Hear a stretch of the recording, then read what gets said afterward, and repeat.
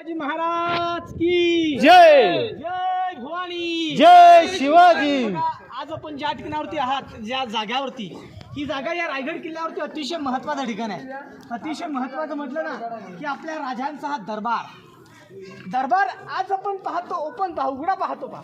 पूर्वी हा दरबार पूर्णपणे बंदिस्त होता, ह्याच्यावरती पूर्णपणे छप्पर होतं.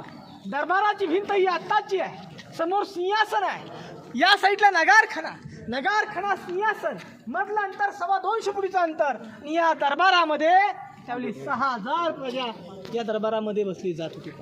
एक कल्पना, एक विचार करा की दरबारामध्ये 6000 प्रजा बसली जात होती. पण त्यावेळी काही माईक, काही स्पीकर, काही साऊंड होतं का? नव्हतं. राजे समोर सिंहासनामध्ये बसले जात होते. राजे तेथे बसून जे बोललं जात होतं दरबाराच्या कान्या कोपऱ्यापर्यंत आवाज जात होता. याला वास्तुशास्त्र, याला ध्वनी चमत्कार असं म्हटलेलं पहा. आजी असं आहे की दरबार पूर्णपणे शांत असला, कोणत्याही कोपऱ्यामध्ये जा, टिचकी वाजवा किंवा सिंपल मध्ये पेपर फाडा, चारी कोपऱ्यामध्ये आवाज हा येतो पहा. समोर मेघडंबरी, आतमध्ये आपल्या राजांची मूर्ती आहे, पण त्याच्याच खाली काही 3 खिडक्या दिसतात का? खिडक्या आहेत ना, त्याच्या आतमध्ये एक महत्वाचा दगड आहे. दगडावरती पूर्वी आपल्या राजांचं सुवर्ण सिंहासन हे सोन्याचं होतं. राजांचं सिंहासन सोन्याचं होतं, 32 मणाचं. एक मन म्हटलं ना की 40 किलो, असं 1280 किलोचं आपल्या राजांचं सिंहासन इथं होतं. ते सिंहासन असं म्हटलेलं आहे की 9 नोव्हेंबर 1689 मध्ये औरंगजेबाचा सरदार जुल्फिकार खान, टोपण नव्हतं इतिकत खान, त्याने धनाचे घाव घालून सिंहासन तोडलं, विटलवलं, विटा करून नेलं गेलं. पण त्याच जागेवरती आज आपण पंचधातूचं पाहतो. वरची मेघडंबरी 1985 मध्ये बसवण्यात आली. त्याच्या आतमध्ये असणाऱ्या आपल्या राजांची मूर्ती 6 जून 2009 मध्ये कोल्हापूरचे राजे छत्रपती संभाजीराजे यांनी बसवण्यात आलेली 600 किलोची आपल्या राजांची मूर्ती. या साईडला पाहिलं नगारखाना, या नगारखान्यावरती नगारे चौकड्या सनई वाजल्या, किल्ल्याचे दरवाजे बंद होत होते. पण नगारखाना हा बाल्य किल्ल्याचा हा प्रवेशगड आहे. आज आपण किल्ल्यामध्ये आलो, तोफने पटच्या साईडने आलो.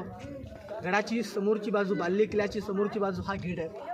इथे आपल्या राजांचा राज्याभिषेक सोहळा इथे झाला होता, अजूनपर्यंत होतो का?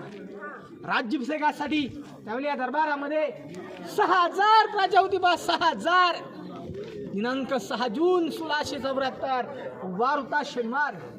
राजे शनिवारी पहाटे उठून त्यांच्या राहत्या राजवाड्यामध्ये राजे स्नान करून, राजे देवदेवतांचं दर्शन करून, जेव्हा राजे होण्यासाठी या दरबारामध्ये येणार ना, तर राजे याच नगारखान्यामध्ये येतात.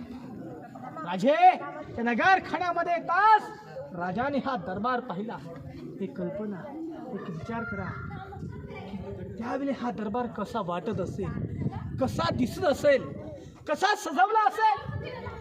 जेव्हा राजे नगारखान्यामध्ये येताच राजाने दरबार पाहिला. दरबार पैठणी कपड्याने, मखमली पडद्यांमध्ये, रेशमी पडद्यांमध्ये सजवला होता. सजवलेल्या दरबाराच्या चारी बाजूने मशाली लावल्या होत्या. मशालींच्या उजेडामध्ये 6000 प्रजा राजांच्या राज्याभिषेकाची वाट पाहत होती. राजे नगारखान्यामध्ये येताच राजाने समोर पाहिलं, राजांचं सुवर्ण सिंहासन हे सोन्याने, हिऱ्याने, मोत्याने हे सजवलं होतं. सजवलेल्या सिंहासनाच्या उजव्या हाताला राष्ट्रमाता जिजाऊ साहेब 78 वर्षाच्या माता आपल्या राजांच्या राज्याभिषेकाची वाट पाहत होते. सिंहासनाच्या डाव्या हाताला मंत्रिमंडळ, उजव्या हाताला उलू साहेब, राजांच्या राण्या, राजांच्या चिरांजीव, काशीचे काका भट्ट. राजे या नगारखान्यामध्ये तास राजाने हा दरबार पाहिला आणि या दरबारामध्ये असणारी 6000 प्रजा पाहिली. या दरबारामध्ये असणारी 6000 प्रजा पाहिली आणि प्रजा पाहताच आपल्या राजांचं अंतकरण, त्यांचं हृदय पूर्णपणे फुलून आलं. खरं तर राजाने रडायचं नसतं आणि खरं तर राजाने देहाला अग्नी द्यायची नसतं. राजांचं अंतकरण, राजांचं हृदय भरून येण्याचं कारण का होतं बा? या राजांचं अंतकरण भरून येण्याचं कारण का होतं? कारण होतं की ज्या वीरांनी, ज्या मावल्यांनी, ज्याने हे हिंदवी राज्य उभं केलं, तो एकही मावला आपल्या राजांना या राज्याभिषेक सोहळ्यासाठी या दरबारामध्ये पाहण्यास मिळत नव्हता. भाऊसाहेबांच्या डोळ्यातून आनंदाचे अश्रू वाहत होत्या. शिवनेरीच्या मातीत खेळणारा शुभा शिवनेरच्या मातीत खेळणारा बाल राजा होणार आहे, छत्रपती होणार आहे. आऊसाहेबांना राजे नक्कीच म्हटले गेले की आऊसाहेब अम्मासामची माऊली होतात, की आऊसाहेब सुवर्ण सिंहासनाची पहिली पायरी हिंदवी स्वराज्याची. आऊसाहेब या सिंहासनाची दुसरी पायरी चढतो ना, हा माझा बाजी पासाली. सिंहासनाची तिसरी पायरी चढतो हा प्रतापराव गुजर मुरारबाजी. आधी लगीन कोंढाण्याचं मगच माझ्या रायबाचं असे म्हणणारे माझे तानाची माणूस रे. राजे अनेक वीरांची अनेक मावल्यांची नावं घेत लटलट अंगाने या सिंहासनावर राजांच्या अंगावरती काशीच्या गागा भट्टाने सप्त नद्यांचा सप्त समुद्रांचा अभिषेक करण्यात आला. राजांच्या अंगावरती 1000 मोहरा उचलण्यात आल्या. राजांच्या हाती विष्णूची मूर्ती देण्यात आली. राजांच्या अंगावरती छत्र पकडण्यात आलं. दरबारामध्ये घोषणा ललकाऱ्या होऊ लागल्या. ती घोषणा करणार आहे की महाराज प्रौढ प्रताप पुरंदर क्षत्रिय कुलवंश सिंहासनाधीश्वर महाराजाधिराज राजा शिव छत्रपती की जय. जय भवानी जय शिवाजी. दरबारामध्ये घोषणा होऊ लागल्या. याच नगारखान्यावरती नगारे चौघडे सने वाजू लागल्या. प्रत्येक गडकिल्ल्यांवरती तोफांचे विचारे झाले की राजे राजे झाले, राजे छत्रपती झाले. अशा प्रकारे शिवरायांचा शिवराज्याभिषेक येथे झाला होता. तो अजूनपर्यंत 6 जूनला येथे होतो. आता आपण पुढे आता इथून ना 1 मिनिट चालू करून नका ते. ग्राउंडमध्ये आज आपण उभे आहात ना, त्याला इतिहासामध्ये होलीचं ग्राउंड होली मैदान असं म्हटलं पा. राजांच्या काळामध्ये जी मनाची होळी पेटवली जात होती ती इथे पा. पण पूर्वी आणि आजही आपण पेटक्या होळीमध्ये नारळ अर्पण करतो पा. पण पूर्वी पेटक्या होळीमध्ये जाऊन कुणी हाताने नारळ काढेल त्याला इथे इनाम होता पा. इनाम होता 1.25 किलोचा सोन्याचा कडा, मानाचा घोडा, मानाचा फेटा इथे दिला जात होता पा. पण याच मैदानामध्ये आज आपल्या राजांची मूर्ती पाहतो. मूर्ती सिंहासनाची प्रतिकृती मूर्ती आहे. जिथे आतमध्ये आपल्या राजांची मूर्ती पाहिली तिथे बसवण्यासाठी आपल्या राजांची ही मूर्ती आणली होती पा. मूर्ती या मैदानामध्ये का बसली? मूर्तीमध्ये काही मेन चूक घडली पा. मूर्ती 1974 मध्ये आणली होती. आतली मूर्ती 2009 मधली आहे पा. या मूर्तीमध्ये मेन चूक अशी घडली की राजा कधीही सिंहासनावरती बसताना कधी जोडे घालत नव्हते. त्या मूर्तीमध्ये पाहिलं ना, त्यांच्या पायामध्ये जोडे आहेत पा. त्यामुळे मूर्ती इथे बसवण्यात आलेली. छत्र आणि छत्र 2 जून 2012 मध्ये साताराचे राजे आहेत ना उदयनराजे व सांगलीचे शिव प्रतिष्ठान संभाजी भिडे गुरुजी आणि बसवण्यात आलेलं छत्र आहे पा. समोर आहे ही बाजारपेठ पा. ही लांबी आहे ना, लांबी 800 फूट लांब आहे, रुंद 40 फूट आहे. या साईडला 22 दुकान आहेत, त्या साईडला 22 दुकान आहेत. बाजारपेठच्या हिट पहा, जमिनीपासून उंचावरती आहे. कारण की पूर्वी घोड्यावरती बसली जात. पूर्वी घोड्यावरती बसून घोड्याच्या साहाय्याने या बाजारपेठेतून बाजार केला जात. पण बाजारपेठेच्या दुकानाची रचना पाहिली ना, पुढे दुकान मध्ये घोडाऊन, पाठीमागे त्यांना राहण्या करतात. आगे दुकान तिचे मकान. येथून रस्ता जगदीशपारा जातो. पण जाताना बाजारपेठ संपल्यानंतर डाव्या हाताला टकमक टोक लागेल बा. चोरी लबाडी गद्दारी फितुरी करेल त्याला शिक्षा केली जात होती.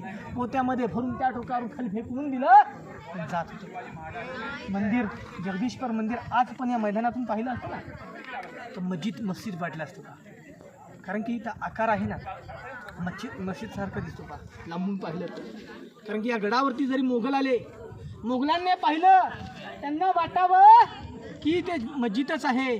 कारण मंदिराची तोडफोड न करावी म्हणून मंदिराचा आकार हा मस्जिदच्या टाईपचा करण्यात आला होता. मंदिर शंकराचं महादेवाचं मंदिर आहे. मंदिरात समोर आपल्या राजांची समाधी आहे पहा.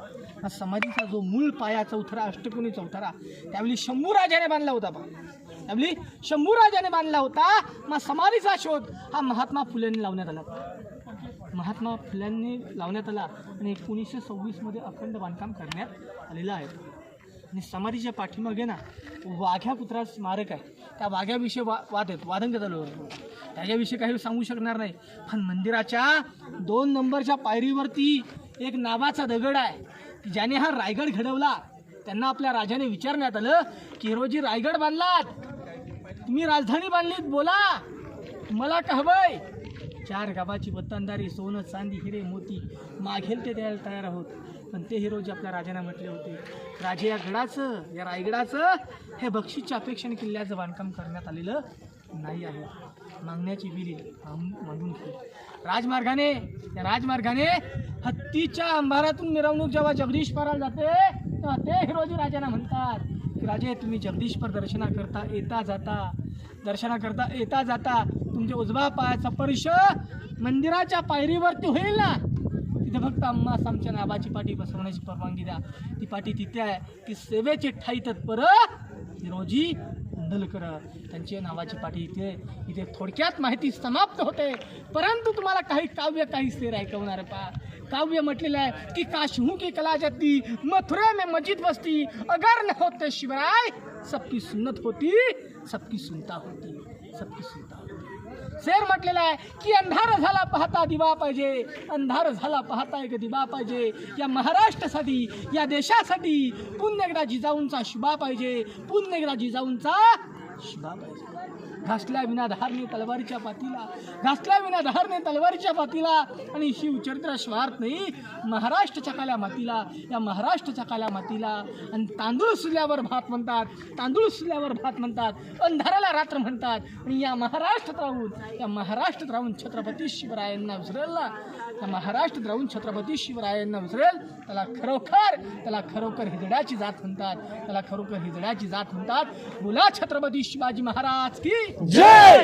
भवानी, जय शिवाजी. हर हर महादेव. हर हर महादेव. जय हिंद, जय महाराष्ट्र.